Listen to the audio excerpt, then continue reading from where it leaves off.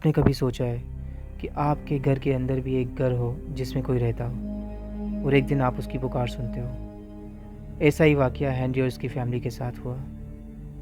بسم اللہ الرحمن الرحیم۔ السلام علیکم عزیز دوستو، اسٹوری کی طرف بڑھنے سے پہلے ہمارے چینل اندھیروں کے سفر کو سبسکرائب کریں اور بیل آئیکن کو پریس کریں۔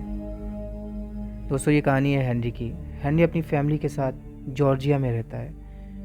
جس گھر میں وہ رہتا تھا وہ پشتینی گھر تھا جو اس کے دادا نے 1938 میں خریدا تھا۔ ہینری کچھ دن پہلے ہی سین فرانسسکو سے یہاں آیا تھا۔ سب کچھ ٹھیک تھا، وہ اپنی چھوٹی سی فیملی کے ساتھ بہت خوش تھا۔ اس کی ایک بیوی الیزا اور ایک بیٹا اور ایک بیٹی تھی۔ وہ ایک کیٹل فارم پر کام کرتا اور شام کو گھر واپس آتا تھا۔ الیزا بچوں کی دیکھ بھال کرتی تھی۔ دوستو، ایک دن ہینری اور اس کی فیملی رات میں سو رہے تھے کہ انہیں رات کے پہر اپنے روم کی وال پر کسی کی دستک سنائی دیتی ہے۔ آواز سے ہینری کی آنکھ کھل جاتی ہے اور محسوس کرتا ہے کہ جیسے کوئی دیوار پر دستک دے رہا ہے۔ آواز بہت ہلکی تھی، وہ اٹھ کر دیکھتا ہے لیکن کہیں بھی کچھ نہیں تھا اور وہ آ کر دوبارہ سو جاتا ہے۔ دوستو، اگلی صبح وہ دوبارہ کام پر جاتا ہے اور شام کو واپس آتا ہے۔ کچھ دیر فیملی کے ساتھ وقت گزارتا ہے۔ جب وہ اپنے روم میں آتا ہے تو کیا دیکھتا ہے کہ اس کے روم کا وال پیپر پھٹا ہوا ہے۔ وہ اپنی بیوی الیزا سے پوچھتا ہے کہ کس نے وال پیپر پھاڑا۔ اس کی بیوی نے کہا کہ بچوں نے کیا ہے یہ سب۔ دوستو، اگلی صبح اس کا آف تھا اور وہ گھر کے کام میں بزی ہو گیا۔ وہ گارڈن کو ٹھیک کرنے میں لگا رہا اور شام کو فارغ ہو کر اپنی فیملی کے ساتھ باہر نکل جاتا ہے۔ بچوں کو باہر لے کر پلے گراؤنڈ میں جاتا ہے اور رات کو واپس آتے ہیں۔ دوستو، اب ہینری کی زندگی بدلنے والی تھی۔ اب جو اب ہونے والا تھا وہ ہینری کے خواب و خیالوں میں بھی نہیں تھا۔ وہ گھر آ کر سونے کی تیاری کرتے ہیں۔ بچوں کو سلا کر ہینری اور الیزا بھی لیٹ جاتے ہیں۔ کچھ دیر باتیں کرتے ہوئے ان کی آنکھ لگ جاتی ہے۔ دوستو، آدھی رات کو وہ پراسرار دستک پھر سے سنائی دیتی ہے اور آج ایک عجیب و غریب آواز بھی سنائی دیتی ہے۔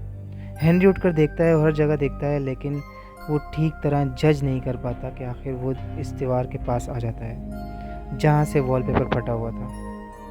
وہ دیوار کے ساتھ کان لگا کر سنتا ہے تو وہ محسوس کرتا ہے کہ آواز یہیں سے آ رہی ہے۔ وہ ہلکا سا وال پیپر ہٹاتا ہے تو معلوم ہوتا ہے کہ یہ دیوار نہیں بلکہ ایک دروازہ ہے۔ وہ حیران و پریشان تھا کہ کمرے کے اندر یہ دروازہ کہاں جا رہا ہے۔ وہ دروازہ کھولتا مگر اس نے اپنی بیوی الیزا کو اٹھایا اور اسے بتایا کہ اس دیوار میں ایک دروازہ ہے جو نہ جانے کہاں کھلتا ہے اور یہ راستہ کہاں جا رہا ہے۔ اس کی بیوی کہتی ہے، آج تک ہمیں پتہ نہیں تھا کہ یہ دروازہ ہے، چلو یہ دروازہ کھول کر دیکھتے ہیں۔ وہ دروازہ کھولنے کی کوشش کرتے ہیں، بہت مشکل سے دروازہ کھلتا ہے۔ وہ کیا دیکھتے ہیں کہ ایک راستہ بیسمنٹ کی طرف جا رہا ہے۔ وہ اندر داخل ہو جاتے ہیں۔ اب وہ آواز ٹھیک سے سن سکتے تھے۔ وہ ایسی آواز تھی جیسے کوئی زنجیروں میں جکڑا ہوا ہو۔ ہینری اور اس کی بیوی نیچے جاتے ہیں اور ایک اندھیرے کمرے میں پہنچ جاتے ہیں۔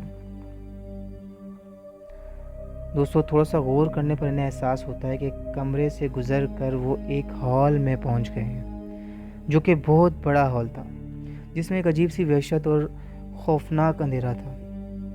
ہینری کیونکہ اپنے ساتھ ٹارچ لے کر آیا تھا مگر ٹارچ کی روشنی بھی اس ہال میں مدھم تھی۔ ہینری اور اس کی وائف اس سمت میں بڑھ رہے تھے جہاں انہیں پراسرار آواز آ رہی تھی۔ دوستو، جیسے جیسے وہ قریب جا رہے تھے انہیں زنجیروں کی آہٹ کے ساتھ ایسی آواز آ رہی تھی جیسے کوئی عمر رسیدہ عورت کی آواز ہو جس میں کپکپاہٹ اور تکلیف نمایاں تھی۔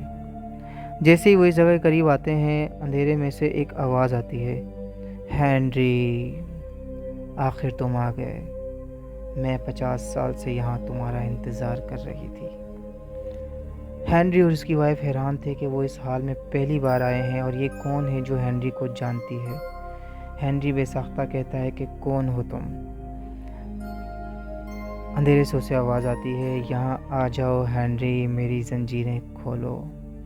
ہینری جیسے ہی اس کے چہرے پر ٹارچ کی لائٹ مارتا ہے، سامنے جو منظر تھا وہ دیکھ کر خوف کے مارے وہ پیچھے ہٹ جاتا ہے۔ دوستو، کہانی کے سیکنڈ پارٹ میں آپ کو پتہ چلے گا کہ آخر وہ کون ہے جو ہینری کے گھر کے بیسمنٹ میں موجود ہے۔ تب تک کے لیے اپنا خیال رکھیں۔ اللہ حافظ۔